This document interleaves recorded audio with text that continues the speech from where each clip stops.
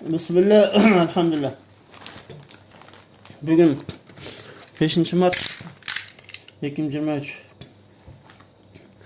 Bizim telefonumuz уже çarçap kalgan ele 2,5 yıl işlep koydu. 3 yıl paştı.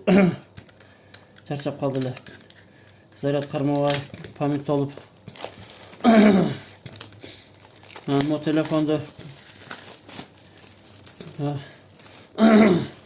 men imandı musulman bir tuğanımız alıp salırdı. İnşallah. Elhamdülillah.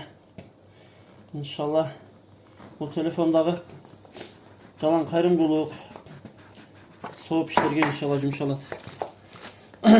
İnşallah. Elhamdülillah. Cezakallahu hayran.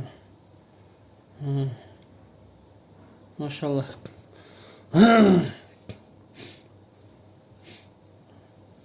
İnşallah bu telefonda köp hizmet köp bersin. Buyursa жақшы нәрселер шығарып әмір мағруф нахи мұнкар қылып тұрабыз иншалла ошого жумшалат. Elhamdülillah.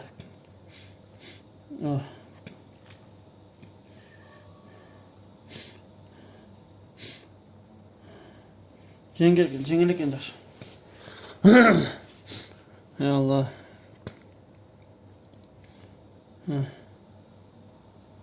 Elhamdülillah. Şu Allah razı olsun. Şu telefonu al bergenlerge. Maşallah elhamdülillah. En buyursa kalganlarını da alabız. Mikrofon, sikrofon, oşoşun aksesuarlardı. İnşallah elhamdülillah. Şu jakşanlık bilen bölüşkөн edimler.